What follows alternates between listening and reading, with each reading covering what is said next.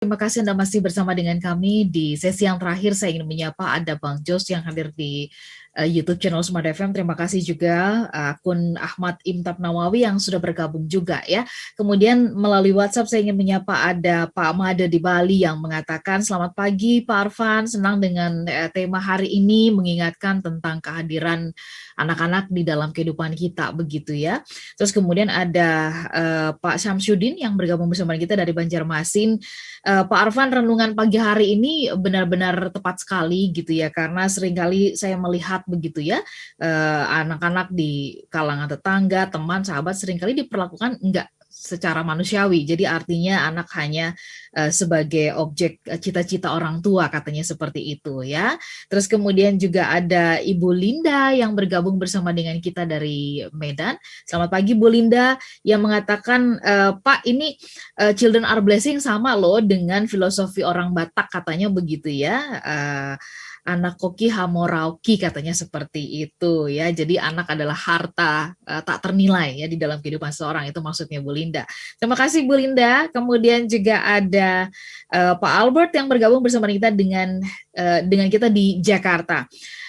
Menurut Pak Albert ya, masa pandemi ini menjadi ujian buat orang tua gitu ya. Sungguh-sungguhkah kita memiliki unconditional love, katanya begitu ya. Karena begitu udah di rumah semuanya merasakan bagaimana tidak mudahnya untuk mendidik anak. Oke, Pak Arfan monggo, boleh dikasih tanggapan terhadap beberapa respon dari listener tadi. Silakan Pak. Nah, ini pertanyaan-pertanyaan kita nih bagus-bagus sekali ya. Tadi saya setuju sekali tuh ya dengan konsep Batak tadi, apa namanya? Anak koki hamorauki, Pak. Anak koki hamoroki. Ya, itu bahkan sampai ada lagunya gitu. Oh gitu ya, luar biasa itu. Ya. Jadi ya memang ya, karena anak itu sangat tidak pernah terbayangkan sebelumnya gitu Mbak Ola. Jadi menjadi orang tua itu sesungguhnya Mbak Ola seperti melakukan perjalanan panjang yang tanpa peta. Ya, menjadi orang tua itu seperti melakukan perjalanan panjang yang tanpa peta. Kita tidak tahu persis seperti apa perjalanannya, tapi kita tahu pasti bahwa it's going to be the best thing that you ever done in your life gitu. Ya, kita tidak tahu pasti perjalanannya seperti apa, tapi yang paling pasti adalah ini akan menjadi perjalanan terbaik yang Anda lakukan sepanjang hidup Anda gitu. Itu Mbak Ola. Dan tidak ada yang lebih menyenangkan selain mendengar ada suara bayi di rumah Anda. Itu Mbak Ola. Ya. Film Indiana Jones aja gitu, journey-nya itu menarik. Itu masih pakai peta, yang ini nggak pakai peta ya Pak Arfan ya. Tapi kita tahu pasti ini is gonna be the best thing in your life gitu. Ya. Baik, bagaimana dengan pandangan atau tanggapan Pak Albert tadi? Ini masa pandemi justru ujian banget karena anak dan orang tua ya bertemu dengan anak setiap hari dan mungkin mengalami pengalaman anak mungkin menjengkelkan, rewel ya, sulit diatur atau dan sebagainya yang mengaduk-aduk emosi, dan ini tantangan katanya untuk membuktikan unconditional love kita. Bagaimana pandangan Pak Arfan? Betul sekali. Memang karena ketemu tiap hari pasti akan lebih sering, friksinya akan lebih muncul kan, pasti itu. Tapi cara pandang itu mengalahkan semuanya gitu. Ketika kita melihat anak itu sebagai blessing, itu ya marah gitu, tapi marah sebentar, senangnya lebih banyak daripada marahnya lah gitu. Gitu Mbak Ola. Oke. Ya. Mindset cara pandangnya sih yang paling penting sebetulnya. Ya, mindset dan cara pandang ya. Tadi Pak Arfan mengatakan ya sebenarnya tugas dari orang tua. Nah, ini saya mau gali gitu ya di 5 menit terakhir kita. Apa sih sebenarnya tugas utama dari orang tua? Memenuhi segala kebutuhan mereka, melindungi mereka. Karena tadi Bapak sempat mengatakan bahwa tugas itu tuh membuat dia memiliki kenangan-kenangan yang bahagia sehingga dia bisa menjadi seorang yang mencintai dirinya sendiri dengan utuh begitu. Nah, secara lebih dalam lagi, apa sebenarnya menurut Bapak tugas utama orang tua? Jadi yang paling indah tuh begini Mbak Ola ya, ketika saya nih sudah dewasa ya, kemudian saya mengatakan I had a very happy childhood.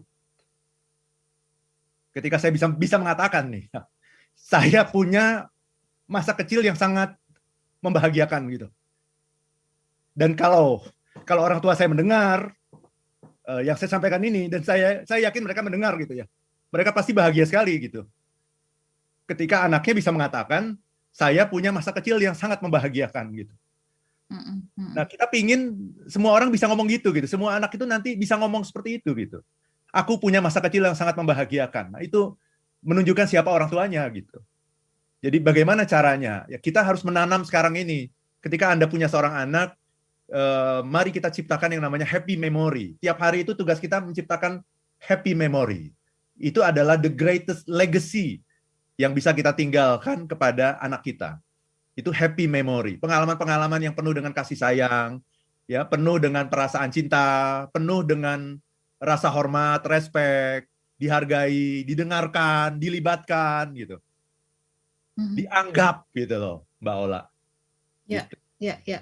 Semua hal yang tadi yang Bapak mengatakan bahwa unconditional didasarkan kepada unconditional love yang mudah untuk kita ucapkan tapi penuh tantangan dalam melaksanakannya gitu ya.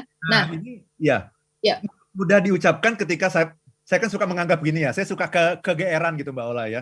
Menganggap bahwa saya itu punya unconditional love. Tetapi ternyata nih Mbak Ola, bahkan dalam tim saya saja nih, tim member ya, di kantor nih, tim saya yang kecil itu, ketika tim saya melakukan hal-hal yang saya nggak suka gitu, saya masih keselnya tuh lama gitu, masih marahnya lama gitu. Sehingga saya sadar akhirnya, saya ini bukan unconditional love ya, tapi saya ini masih conditional love. Jadi mencintai kalau dia baik, mencintai kalau dia capai target, gitu ya. Itu mencintai. Kalau nggak capai target, kesel, marah gitu. Ternyata tidak gampang, Mbak Ola. Tapi kalau di rumah kok bisa ya gitu. Nggak pakai belajar, nggak pakai teori, bahkan saya belum paham waktu itu apa itu unconditional love. Tapi kok saya sudah melaksanakan itu dengan istilahnya secara alamiah gitu, udah muncul begitu aja gitu.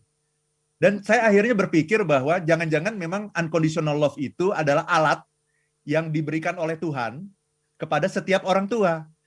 Tapi sebelum Anda menjadi orang tua, alat itu belum diberikan. Sebelum Anda jadi ibu, alat itu belum dikasih. Nah, ketika kita jadi ibu, jadi ayah, Tuhan langsung seketika itu juga menganugerahkan Anda yang namanya unconditional love gitu. Saya bahkan berpikir seperti itu, Mbak Ola. Ya. Jadi artinya ya sebenarnya senjatanya sudah Tuhan siapkan ya, tools buat kita bagaimana kemudian mengelola blessing tadi ya, itu adalah artinya diaktifkan begitu kita sudah dapat tanggung jawab itu gitu ya, Pak Arfan ya. Jadi analoginya tuh kayak air susu ibu gitu. Ya. Gitu ya. Jadi potensinya ada tapi air susunya belum keluar gitu. Nah, keluarnya ketika anak lahir gitu. Ya. Seperti itu yang namanya unconditional love, Mbak Ola. Baik, kita akan tutup perbincangan kita. Apa yang Bapak mau ingatkan kepada kita sebagai orang tua ya, para orang tua, orang-orang dewasa dalam mereka memposisikan anak begitu. Dalam rangka ini mengingatkan kita gitu ya bahwa children are blessing. Ya, saya ingin tutup dengan sebuah kata bijak nih Mbak Ola ya, yang mengatakan begini. The greatest gift I can give to my children is, ada 3. Ya, the greatest gift I can give to my children is my time, my love, and my attention. Jadi hadiah terindah yang bisa saya berikan hari ini kepada anak saya adalah waktu saya, ya, my time, my love, cinta saya, and my attention, dan perhatian saya. Baik. Itu. Baik, Pak Arfan dan Smart Listener dimanapun Anda berada, kita tutup perbincangan kita Smart Happiness ya. Minggu depan kita akan jumpa kembali, siaran ulangnya ada di hari Minggu nih ya, di jam 7 malam Anda bisa kembali menyimaknya. My time, my love, dan attention menjadi satu paket hadiah yang tidak ternilai, yang semestinya bisa kita berikan kepada putra-putri kita. Sudahkah kita memberikannya? Semoga pagi hari ini menjadi perenungan ya, tentang kehadiran mereka, tentang makna kehadiran mereka. Apakah betul bahwa kita memandang kehadiran mereka sebagai blessing? Pak Arfan sehat-sehat ya. Pak Arfan, minggu depan kita jumpa kembali ya. Oke. Sukses untuk acaranya nanti malam ya. Baik. Ya, kami pamit. Ya. Siap. Nanti setelah siaran ya Pak. Oke. Ya. Kami pamit ya semua listener. Sehat-sehat untuk Anda semuanya. Saya Ola Nurlija. Dan saya Arfan Pradiansyah. If you want to be happy now.